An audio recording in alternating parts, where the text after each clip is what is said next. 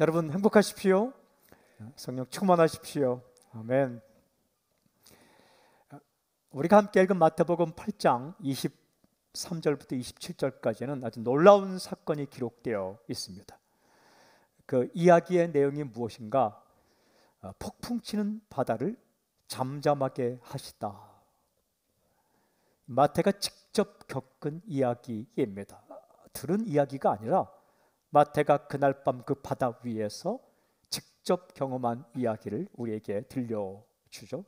마태가 전해주는 이야기의 선을 따라서 묵상할 때 우리는 예수님께서 우리에게 주시는 귀한 메시지를 들을 수 있습니다. 몇 가지로 나누어서 듣겠습니다. 첫째 포인트입니다. 살다 보면 풍랑을 만날 수 있다라는 거예요. 23절 보십시오. 배에 오르심에 제자들이 따랐더니, 예수님께서 배에 오르셨습니다. 왜 오르셨습니까? 갈 곳이 있기 때문에, 할 일이 있기 때문에, 만나야 할 사람이 있기 때문에 배에 오르셨습니다. 제자들도 함께 그 배에 올랐습니다. 동쪽으로 갑니다. 그래서 갈릴리 바다를 배를 타고 동쪽으로 이동을 하는 거죠. 근데 그들에게 어떤 일이 일어나는가? 24절 이런 일이 일어납니다. 바다에 큰 놀이 일어나 배가 물결에 덮이게 되었을 때 예수께서는 주무시는 줄아. 예상하지 못한 일입니다. 원치 않은 일입니다. 바다에 큰 놀이 일어났다. 놀이라는 것은 노을이라는 말의 줄임말입니다. 노을이 무엇입니까? 해가 뜨거나 질 때에 하늘이 아주 붉게 밝게 보이는 현상을 노을이라고 합니다. 근데 여기서 노을이라고 번역된 세이스모스라는 헬라어는 정확히 번역하자면 태풍, 폭풍, 지진이라는 말이에요. 마태복음에는 노을이라고 번역되어 있지만 마가복음, 동일한 사건을 기록하는 마가복음에는 4장 37절에 큰 광풍이라고 번역되어 있습니다. 광풍은 미친 바람이라는 거죠. 그 바람이 미친 듯이 불어온다. 산불을 만나면 정말 불이 미쳤다라는 걸 느낍니다. 제가 한 번은 산불을 끌어 산에 올라갔는데 이 불이 한 방향으로 타지 않더라고요. 바람이 부는데 저 멀리 나의 반대편으로 바람을 따라서 불이 타가다가 갑자기 바람의 방향이 바뀌니까 그 불이 나에게로 타고 정말 미쳤더라고요. 이 미친 바람이 바다 위에 불어왔습니다. 결과적으로 큰 파도가 일어났죠. 여기서 말하는 바다는 갈릴리 호수를 가리킵니다. 성지 순례를 한번 갔다 왔으면 그냥 우리 가봤죠 이렇게 하면 설명이 되지만 우리가 아직 가지 않았기 때문에 우리 코로나 상황이 끝나면 제가 하고 싶은 일 가운데 한 가지가 성도님과 함께 성지 순례를 하는 것입니다. 저도 갔다 온 지가 한 30년 넘었기 때문에 다시 한번 가고 싶은 마음이 있습니다. 우리 성도님과 함께 적금을 좀 준비하십시오. 그래서 해외에 있는 이민교회 한두 교회와 우리가 또 한국에 있는 저희 교회와 또 다른 교회와 조인해서 성지 순례를 한번 가고 싶은 마음이 있습니다. 그런데 갔다 오지 않았기 때문에 좀 설명을 드리겠습니다. 이 갈릴리 호수가 굉장히 넓습니다. 얼마나 넓은가? 남북의 거리가 21km나 됩니다. 넓죠? 동서의 거리가 13km 정도 됩니다. 굉장히 넓죠? 제가 가보니까 정말 넓더라고요. 또 이 갈릴리 호수는 지형상 산의 계곡으로 되어 있습니다. 그리고 이 갈릴리 바다는 하수면보다 200m가 아래에 있죠. 그래서 이제 낮에 산 꼭대기가 태양열에 이렇게 온도가 올랐다가 저녁이 되고 밤이 되면 갑자기 식어서 이 찬 공기가 되는 거죠. 근데 차게 된 이 공기가 무거워지니까 갑자기 계곡 밑으로 쭉 내려오면서 강력한 바람을 일으키게 됩니다. 그 바람이 하수면에 부딪히게 되는 거죠. 이 얼마나 넓은지 사람들은 게네사렛 호수, 갈릴리 바다 혹은 디베랴 바다 이렇게 불렀던 거죠. 그 강력한 바람이 그 해수면에 불이 들어닥칠 때에 갑자기 파도가 일어납니다. 갑자기. 그리고 신기한 것은 갑자기 일어났던 그 바람과 파도는 언제 그랬냐면 그냥 갑자기 또 사라지는 거죠. 꼭 세상과 같습니다. 원치 않고 예기치 않게 태풍 같은 문제가 일어났다가 또 어느 순간 사라져 버리는 거죠. 여러분, 세상의 문제는 다 지나갑니다. 제가 어느 곳을 지나가다 보니까 큰 플랜카드로 이 또한 지나가리라 이렇게 써놨더라고요. 원튼 원치 않든 예기치 않게 갑자기 불어닥칩니다. 그러나 불어닥쳤을 때는 견디기 힘든 바람이죠. 광풍이 불었습니다. 광풍이 불었을 때 어떤 일이 일어났습니까? 이렇게 기록합니다. 배가 물결에 덮이게 되었을 때 라고 기록합니다. 죽을 수도 있는 상황을 맞이했다라는 거예요. 예, 이게 세상입니다. 이게 인생입니다. 갑자기 풍랑이 불어왔고 죽을 수도 있는 상황을 맞이하게 되었습니다. 이 짧은 구절 속에, 즉 배가 물결에 덮이게 되었다라는 이 짧은 구절 속에 엄청난 어려움, 갈등, 그리고 당황스러움, 이런 현상이 들어있는 거죠. 제가 읽고 묵상할 때 이런 생각이 들었습니다. 아, 이게 인생이구나 라는 생각이 많이 들었습니다. 바다에 늘 일렁이는 파도가 있듯이 우리는 인생 가운데 늘 일렁이는 문제의 파도가 있는 거죠. 세상이 갈릴리 바다와 같습니다. 세상에 늘 풍랑이 있죠. 거센 바람이 불 때가 있는 거죠. 이 세상 한복판으로 가다 보면 바람을 만나게 돼 있습니다. 살려고 하다 보면 파도를 만나게 되어 있습니다. 폭풍 고난을 겪을 때가 있어요. 어떨 때는 폭풍 외로움이 닥쳐올 때가 있어요. 참 신기해요. 어디서 오는 외로움인지 모르는데 마음 가운데 폭풍 외로움의 파도가 칠 때가 있어요. 폭풍 쓸쓸함, 폭풍 눈물, 때로는 폭풍 분노의 파도가 일어날 때가 있습니다. 지금까지 쌓아왔던 누군가에 대한 혹은 자기 자신의 인생에 대한 분노가 어떤 특정한 대상을 향해서 표출될 때가 있는 거죠. 세상에도 바람이 불고 내 마음에도 바람이 불고 인생에도 바람이 불고 그런 거죠. 중요한 질문, 이 세상, 이 상황에서 어떤 일이 벌어지는가? 이런 상황에서 어떤 일이 벌어지는가? 둘째 포인트입니다. 아무리 경험이 많아도 삶의 위협 앞에서 죽음을 경험하다. 사람이요, 아무리 경험이 많고 단단해 보여도 갑자기 바람과 파도가 들이닥칠 때는 죽음을 경험합니다. 25절 이렇게 기록되어 있습니다. 그 제자들이 나와 깨우며 이를 때 주여 구원하소서, 우리가 죽겠나이다. 제자들이 큰일 났습니다. 그래서 예수님께 나아갔습니다. 예수님을 깨웁니다.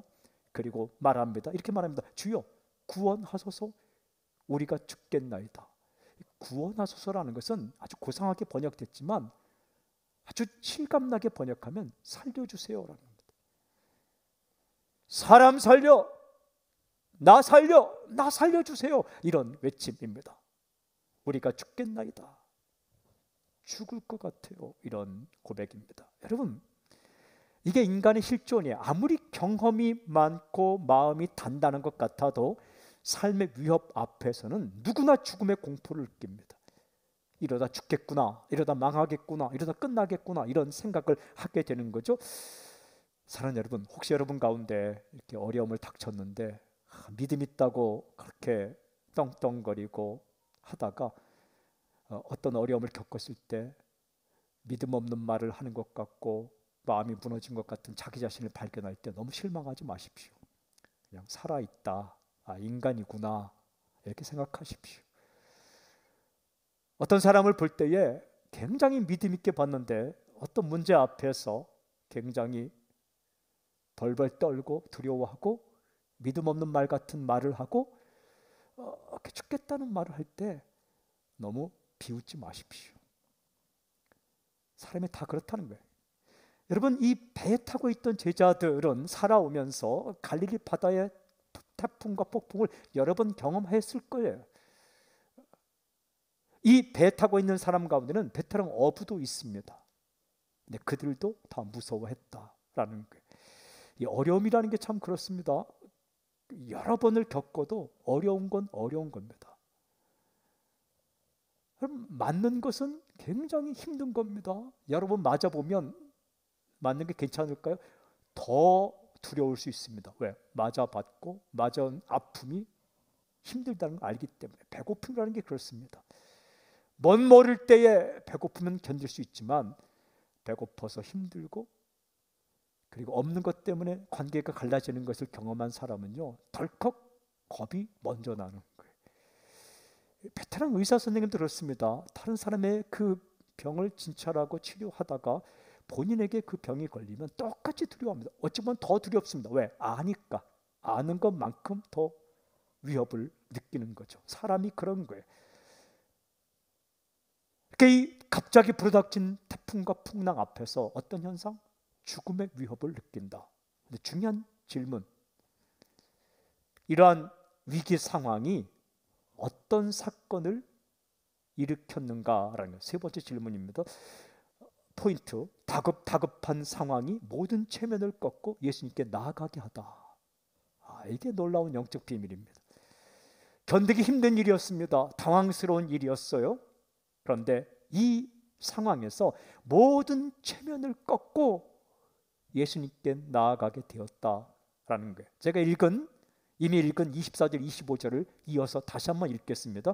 바다에 큰 놀이 일어나 배가 물결에 덮이게 되었을 때 예수께서는 주무시는지라 그 제자들이 나와 깨우며 이르되 주여 구원하소서 우리가 죽겠나이다. 이 구절을 다시 한번 잘 살펴보십시오. 여러 가지 단어들이 눈에 들어오는데 어떤 단어가 가장 중요한 단어일까?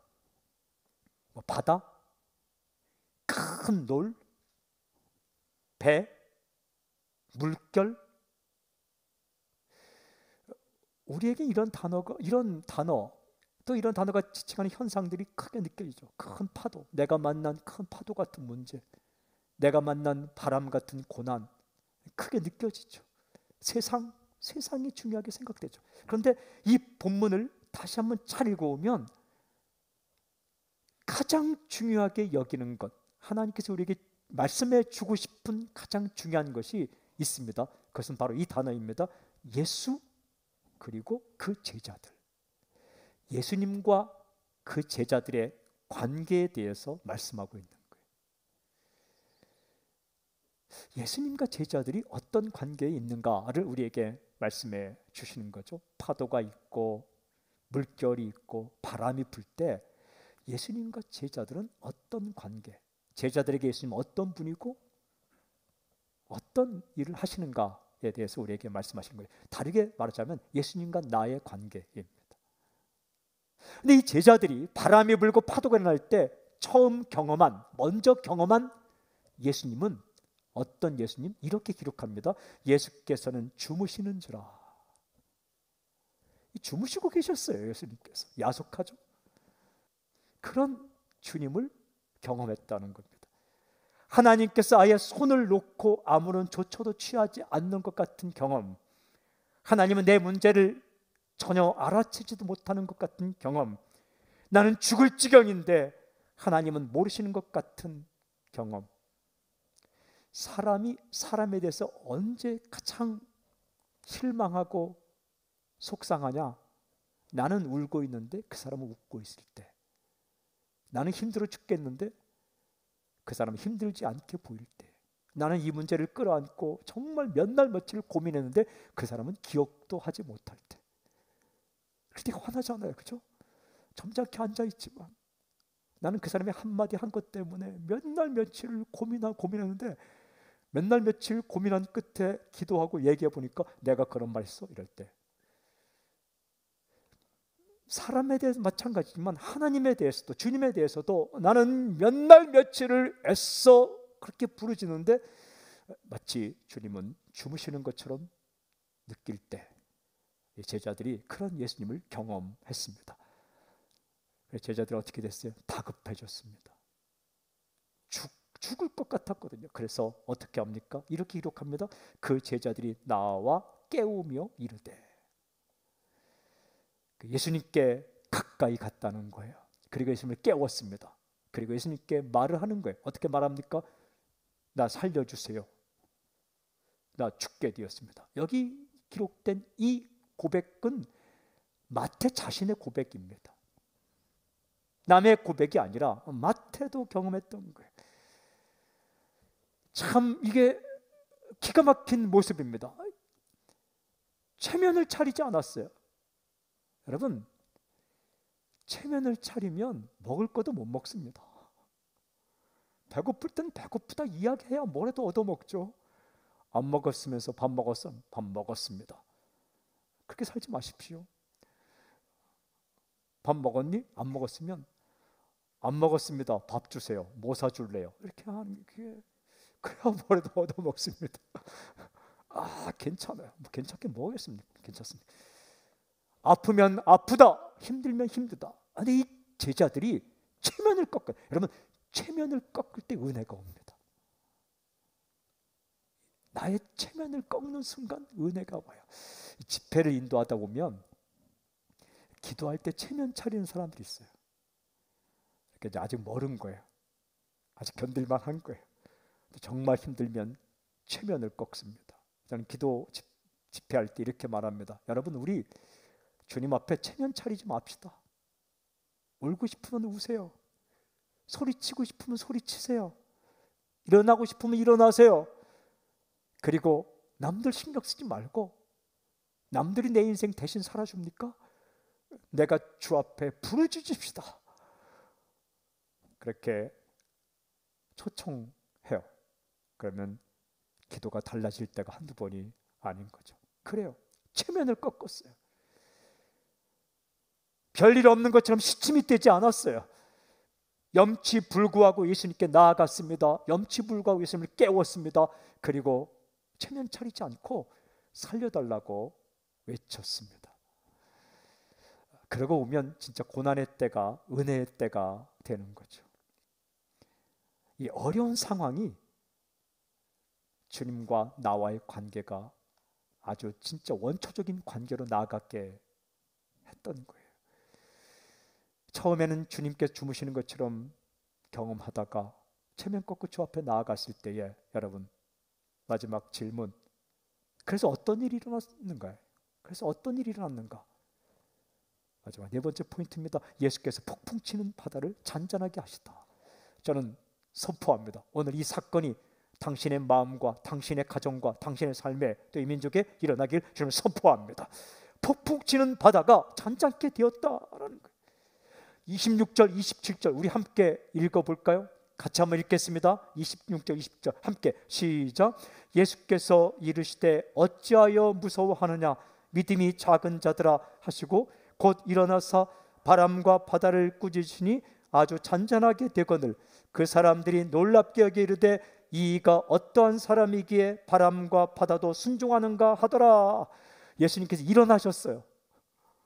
그리고 바람과 바다를 꾸짖었다. 이 마태복음에는 꾸짖었다라고 간단히 기록하지만 자세하게 기록하는 마가복음에서는 예수님께서 꾸짖으며 하신 말씀이 기록되어 있어요. 마가복음 4장 39절에 이렇게 기록되어 있어요. 잠잠하라, 고요하라. 저는 이 구절을 찾아놓고 적어놓고 묵상하는데 얼마나 좋았는지 몰라요. 주님께서 잠잠하라, 고요하라. 뒷짐지지 않으시고,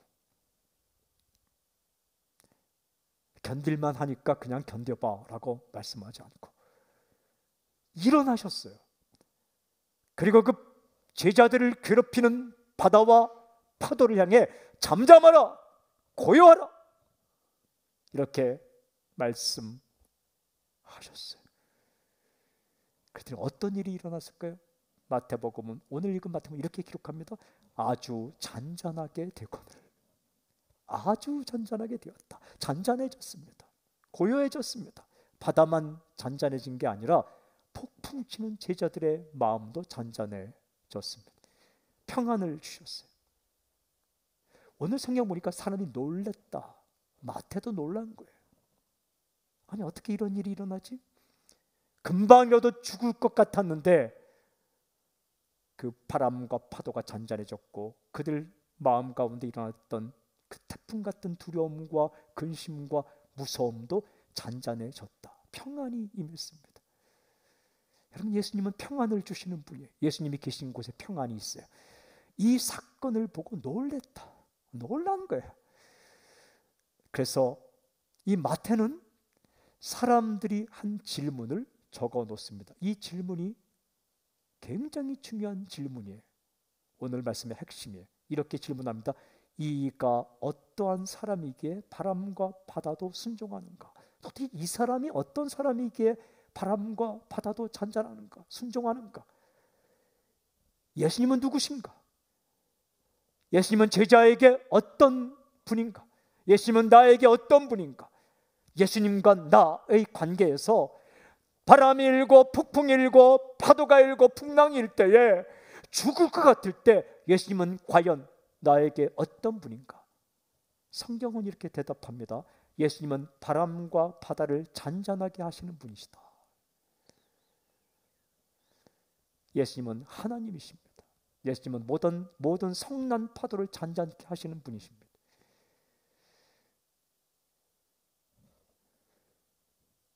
예수님께서 우리의 모든 파도를 잔잔케 하실 수 있는 분.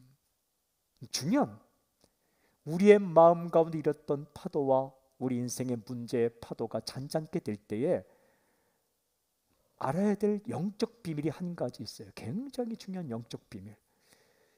오늘 본문 속에 나타나 있습니다. 마태는 이 사건을 기록하고 본인의 생생한 기억으로 생생한 경험으로 그렇게 기록해 나갈 때에 예수님께서 하신 말씀을 정확하게 기록합니다. 잊을 수 없던 말씀일 거예요. 본인의 마음 가운데 태풍이 일어나고 고난을 당할 때 그때마다 생각나는 주님의 말씀이었을 것입니다. 예수께서 어떻게 말씀하셨습니까? 어찌하여 무서워하느냐 믿음이 작은 자들아. 티 데일로이 에스테 올리고 피스토이 이렇게 되어 있어요. 이게 정확히 번역하면 왜 무서워하지? 왜 믿음이 작아?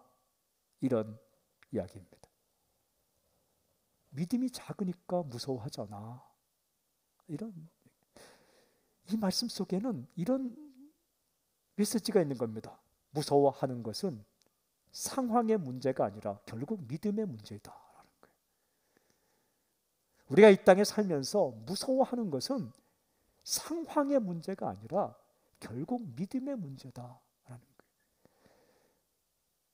예수님은 이것을 바라셨던 것 같아요. 태풍이 치고 파도가 일어날 때에 그냥 주님께서 내가 너희가 함께 있으니까 믿음을 가지고 무서워하지 않았으면 어차피 바람과 파도는 잔잔해질 텐데 그 과정에서도 두려워하지 않았으면 라는 바람이 있었던 것 같아요. 믿음이 뭡니까?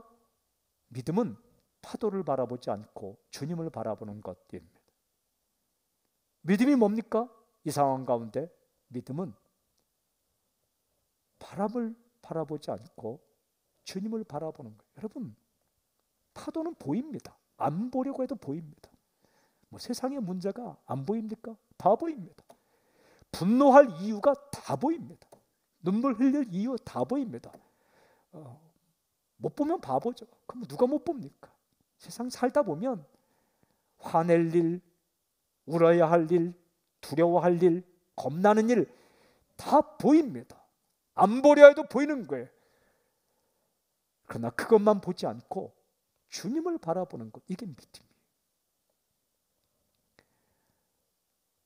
결국 우리가 두려워하고 떨고 우리의 마음이 요동치고 무서워하고 그런 것은 파도 때문이 아니라 바람 때문이 아니라 믿음이 없기 때문이다 라고 주께서 말씀해 주셨습니다. 여러분, 문제 상황 가운데, 어려운 상황 가운데 내 주님, 내 예수님, 어떤 주님? 버리지 않으시는 예수님, 어떤 주님? 떠나지 않으시는 예수님, 어떤 주님? 바람과 파도를 잔잔케 하실 수 있는 예수님을 바라볼 때 내 마음 가운데 일었던 두려움과 근심과 분노와 걱정의 태풍과 바람이 잔잔해질 수 있다라는 거예요. 이 말씀을 묵상하는데 주께서 하신 약속의 말씀이 생각났어요. 요한복음 14장 27절 말씀인데요. 이렇게 말씀하셨어요. 평안을 너희에게 주노니 곧 나의 평안을 너희에게 주노라. 내가 너희에게 주는 것은 세상이 주는 것과 같지 아니하니라. 너희는 마음에 근심하지도 말고 두려워하지도 말라. 두 가지 평안이 있다는 거예요. 세상이 주는 평안, 그리고 또 하나는 내가 주는 나의 평안. 이 세상이 주는 평안의 특징이 뭡니까? 핵심이 뭡니까? 상황에 따라 흔들리는 평안이에요. 예수님의 평안의 핵심이 뭡니까? 상황에 관계없이 누리는 평안입니다. 예수님의 평안은 어떤 평안일까? 마태복음 8장 오늘 읽은 말씀에 보면 폭풍 치는 바다 한복판 가운데서도 잠을 잘 수 있는 평안. 문제가 있어요. 사라진 거 아니에요. 문제가 있을지라도 그 가운데서 누리는 평안, 그 예수님의 평안을, my peace, 나의 평안을 너에게 주겠다. 여러분, 오늘 이 평안 선물로 듬뿍 받기를 저는 선포합니다. 그분이 우리 예수님이시다. 저는 오늘 이 말씀을 따라서 여러분 한 분 한 분을 축복하고 선포하고 싶은 마음이 있어요. 적어왔어요. 바람과 파도가 일어난 것처럼 이 마음 가운데 오늘 두려움과 근심과 낭만과 절망과 한숨을 가지고 혹시 이 자리에 오신 분 계십니까? 각자가 파도의 종류는 달라요. 그러나 제가 오늘 선포할 때, 아멘으로 화답할 때 당신 마음 가운데 주님 주신 평안이 잠잠케 되는 놀라운 역사가 있기를 바라며 선포합니다. 두렵고 떨리는 마음이 오늘 잠잠해질지어다. 분노로 가득 찬 마음마다 평안이 임할지어다.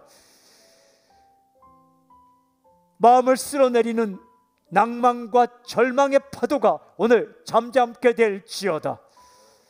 오늘 주님께서 그렇게 하실 거예요.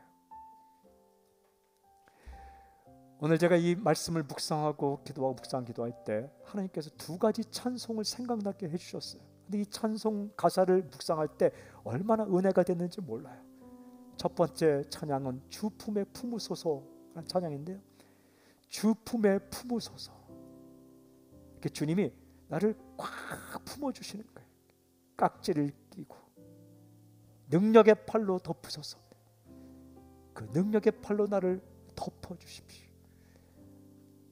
이것은요, 새가 날아가다가 이렇게 비에 맞고 바람에 불려서 이렇게 다 젖었을 때 그 어미새가 이렇게 품어주는 거예요.